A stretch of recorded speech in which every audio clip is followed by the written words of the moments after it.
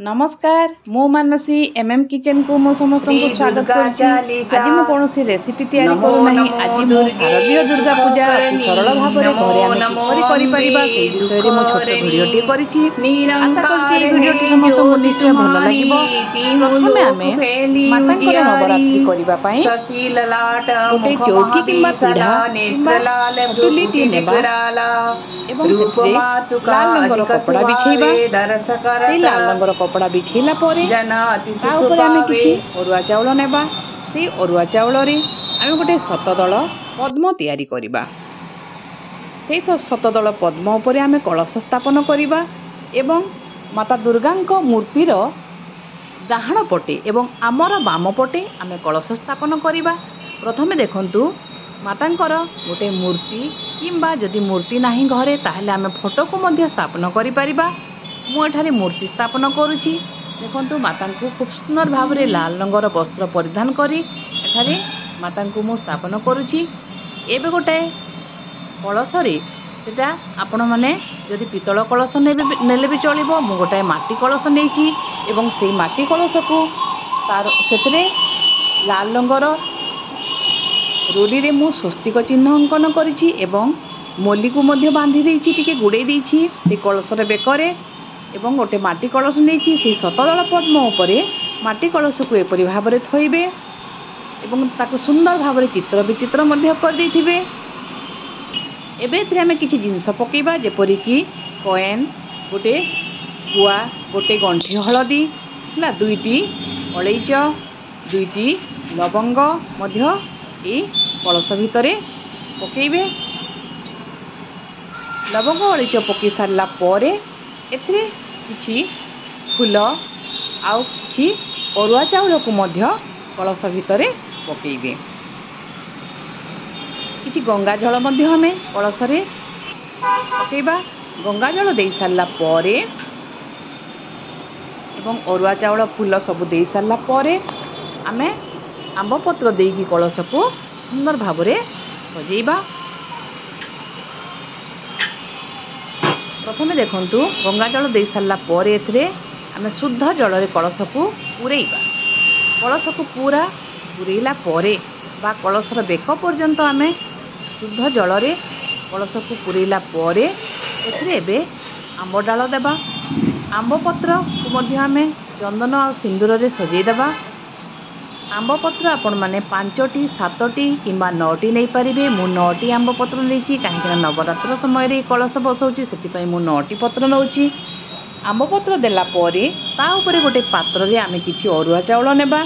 गोटे दना मध्य आपण माने एठी व्यवहार करि परिबे। मु गोटे माटी पात्र नेछि सेतरे किछि अरुआ चाउल देला परे ए ऊपर आबे मैं नडिया होइबा। कलश ऊपर नडिया स्थापन करिबा। ए नडिया को मध्य मु गोटे सुंदर लाल रंगर कपड़ा रे गुड़े देछि। नडिया को थोइबा।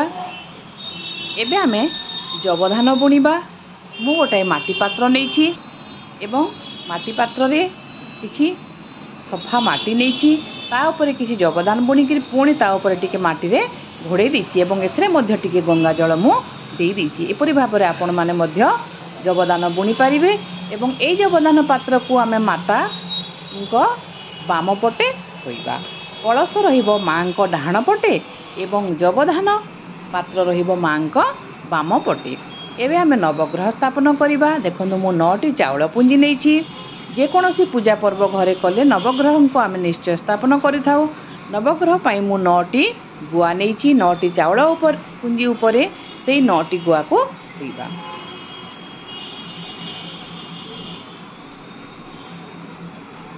एबे आमे नवग्रह स्थापन करि सारला परे समस्त को एबे आमे चंदन सिंदूर अर्पण करिबा। चंदन सिंदूर माँ दुर्गा को लगेबा। कलश रे लगेबा। नवग्रह को लगेबा। समस्त को आमे चंदन सिंदूर अर्पण करिबा।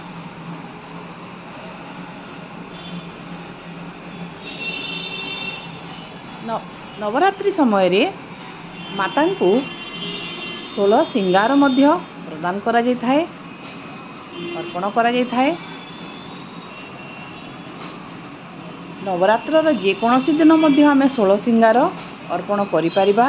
जदि आम प्रथम दिन देबा ताहेले सेही प्रथम दिन ही ताहा माता पाखरे थुआ होइतिबो, आउ अन्य दिन देबाकू पड़िबो नाही। एवं जदि आम प्रथम दिन माता को अर्पण करिपरिबा नाही ताहेले जेकोसी दिन मध्य नवरात्रर आमे श्रृंगार जिनस देई परिबा। एबे आमे अग्रपूज्य गणेश को स्थापन करिबा। गोटे पानपत्र उपरे आमे गणेशंकर मूर्ति को स्थापन करिबा। जदि गणेशंकर मूर्ति नाही ताहेले आमे एठी गोटे गुआ को मध्य गणेशंकर प्रतिरूप रे आमे नै परिबा, स्थापन करि परिबा। एबे गणेशन को मध्य आमे चंदन लगेबा नाय नाय ना मन रखिबे। गणेशन को केबे मध्य सिंदूर लगेबे नाही। गणेशन को चंदन लगेबा। वर्तमान आमे समस्त को वस्त्र अर्पण करिबा। वस्त्र बदल रे आमे सूता बा मोली को मध्य अर्पण करिबा। एबे गणेशन को आमे पैता अर्पण करिबा। गणेश को निहाती भाव में आपण मैंने पैता एबे एटा भूलिबे नाही। ठीक से नवग्रह को मध्य आमे वस्त्र अर्पण करिबा एवं आमे जो पात्र रे जबधान बुणीथिबा सेतरे मध्य आमे वस्त्र अर्पण करिबा। एबे आमे फूल को सबुआड़े सजेबा। प्रथमे कलश रे फूल देबा। माता दुर्गा गणेश समस्त को आमे फूल अर्पण करिबा। फूल रे खूब सुंदर भाव में आमे हमर माता को चौकी को सजेबा।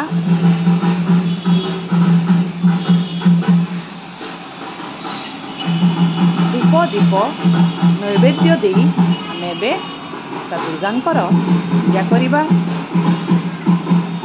जो माने अखंड दीप जालिबा पई चाहुतिबे गोटे बड़ माटी दीप आनिके सेथिरे किंबा घरे पितल दीपरे मध्य आपण माने चाहिले अखंड दीप जळै परिबे। अखंड दीपटा हमर प्रथम दिनरु नवरात्रर प्रथम दिनरु जळा जाय थाए एवं सेटा दशमी दिन पर्यंत जळु थाए। सेथिरे केवल घियो ही प्रतिदिन दिया जाउ थाए। घियो जदि सरि जाय घियो दिया जाउ थाए।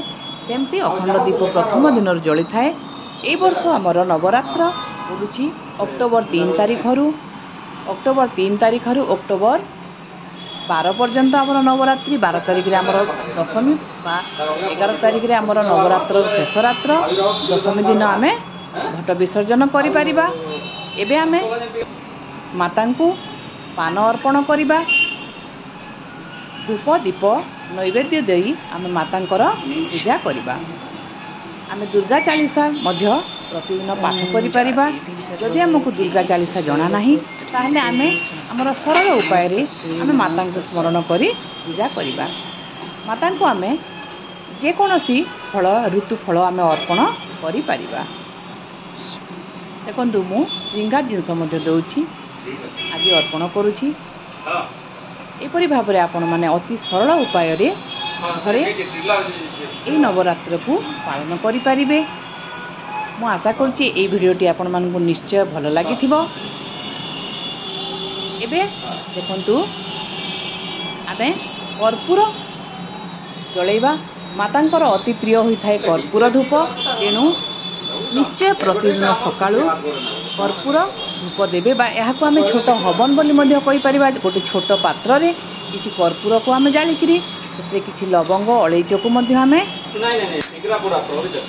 अर्पण करि परिबा एवं एथिरे आमे माता को देइथिबा पान बा तांबूल को मध्य आमे अर्पण करिबा। कहा जाय थाए जे अग्नि रे आमे जहा भी समर्पण करिथाओ ताहा सीधा सलक देवादेवी पाखरे पहुँची जाय थाए। तेणु प्रतिदिन सकाळु निश्चय एमती कर्पूरर हवन टिके करिबा पई चेष्टा करिबे। एपरि भाव में आपण माने अति सरल उपाय रे एही नवरात्रि को घरे करि परिबे। सकाळे संध्या रे जदि आपण माने चाहिबे ताहले किछि झुणा धूप मध्य देकी मातांक पूजा करि परिबे। आपण मानकु जदि एई भिडियोटी भल लागिथिबो ताहले निश्चय कमेंट करके मते जणैबे।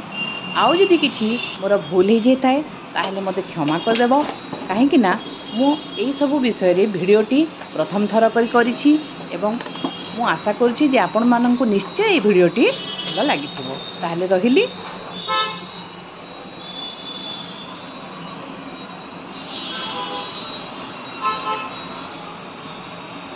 जय माता दी।